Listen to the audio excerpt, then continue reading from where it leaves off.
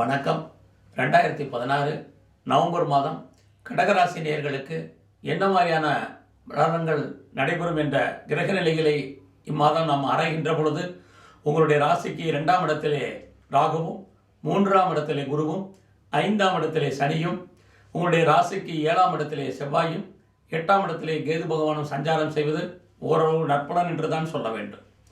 2ஆம் இடம் என்பது நான் அடிக்கடி இந்த நிகழ்ச்சியிலே குறிப்பிட்டது போல நீங்கள் கஷ்டப்பட்டு உழைச்சு சம்பாதிக்கக்கூடிய சம்பாத்தியத்தை சொல்வதாகும்.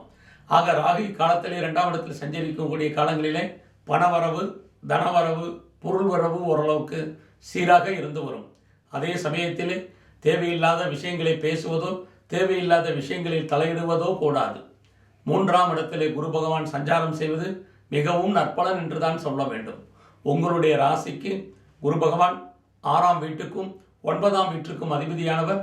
அவர் 3ஆம் இடத்திலே சஞ்சரிக்கக்கூடிய காலங்களிலே நீங்கள் change of company, change of profession உங்களுக்கு ஏற்படுவதற்கான வாய்ப்புகள் அதிகமாக இருக்கும். அதே சமயத்திலே புதிய கம்பெனிக்கு பேப்பர் போடுவதற்கான சந்தர்ப்பமும் இம்மாதங்களிலே அமையும்.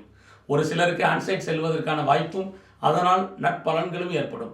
3ஆம் இடம் இறைவனுடைய அனுகிரகம் உள்ள ஸ்தானம் என்பதால் உங்களுக்கு யாராவது இம்மாதம் உதவி செய்வதற்கான வாய்ப்பும் சந்தர்ப்பமும் அமையும். குறிப்பாக 3ஆம் இடம் நம்முடைய இன்லாஸை சொல்வதால் நெருங்கிய உறவினர்களால் நமக்கு நற்பலன் ஏற்படும். அதே சமயத்தில் 3ஆம் இடம் என்பது நம்முடைய சகோதர சகோதரிகளை குறிப்பதால் அவர்களால் நமக்கு நன்மை ஏற்படுவதற்கான வாய்ப்பும், அவர்களுக்கு வேலை கிடைப்பதற்கான ஒரு சந்தர்ப்பமும், வீட்டிலே சுபகாரியங்கள் நடப்பதற்கான வாய்ப்பும் அமையும். 5லே சனி பகவான் சஞ்சாரம் செய்வது லவ் அஃபேர்ஸ்க்கான வாய்ப்பும், லவ் சக்சஸ் ஆகுவதற்கான வாய்ப்பும், ஒரு சிலருக்கு திருமணத்துக்கான சந்தர்ப்பமும் இம்மாதங்களிலே அமையும். அதே சமயத்தில் செவ்வாய் பகவான் 7ஆம் இடத்தில் சஞ்சரிப்பதும் காதல் விஷயங்கள் மகிழ்ச்சிகரமாகவும் சந்தோஷகரமாகவும் இருக்கும்.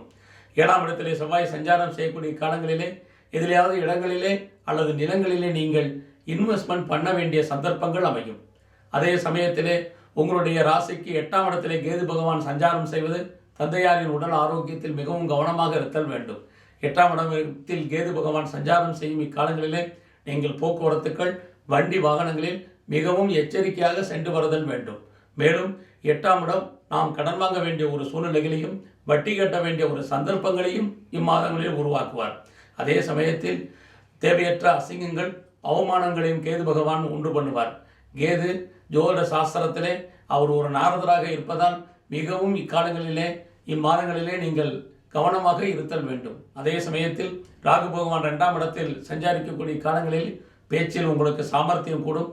எதிர்பாராத தனவரவு பணவரவு ஏற்பட்டாலும் அது கேது பகவான் 8ஆம் இடத்தில் சஞ்சாரம் செய்வதால் அது விரயம் ஏற்படும், நஷ்டம் எடுப்பதற்கான வாய்ப்புகள் உண்டு. குரு பகவான் 3ஆம் இடத்திலே சஞ்சரிக்கக்கூடிய காலங்களில் உங்களுடைய குழந்தைகளால் உங்களுக்கு நற்பலன் ஏற்படும். அவர்களால் சகாயமும் ஆதாயமும் உண்டு. அதே சமயத்தில் சனி 5ஆம் இடத்தில் சஞ்சாரம் செய்வது அடிக்கடி சுப நிகழ்ச்சிகள், சுப காரியங்களிலே கலந்து கொள்வதற்கான வாய்ப்பும் இம்மாதம் என்டர்டெயின்மெண்ட் அதிகமாகவும் இருக்கும் உங்களுடைய ஜாதக பிரகாரம். அதே சமயத்திலே செவ்வாய் உங்களுடைய ராசிக்கு 7ஆம் இடத்தில் சஞ்சரிக்கக்கூடிய காலங்களிலே ஹையர் ஸ்டடியிலே, ஹையர் எஜுகேஷனிலே பிரேக் ஏற்படுவதற்கான வாய்ப்பும், அப்ராடில் செல்வதற்கு நிறைய ஆப்ஸ்டக்கிள்ஸும் இம்மாதங்களிலே உருவாகும். மொத்தத்தில் இம்மாதம் ஓரளவுக்கு உங்களுக்கு நற்பலன் என்றால் கூட ஜாதகத்திலே 7இல் செவ்வாயும் 8இல் கேது பகவானும் ஒரு திருப்தியற்ற ஒரு மனநிலையை இம்மாதம் முழுவதும் நமக்கு அளித்துக் கொண்டே இருப்பார்கள்.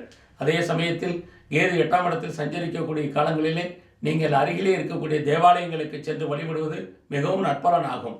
குரு பகவான் உங்களுடைய ராசிக்கு 3ஆம் இடத்திலே சஞ்சரிக்கக்கூடிய காலங்களிலே நீங்கள் வாய்ப்பு இருக்கும் பட்சத்தில் சிவன் கோயிலில் இருக்கக்கூடிய பிரம்மதேவனை நீங்கள் வணங்கி வர நற்பலன்கள் ஏற்படும். நன்றி, வணக்கம்.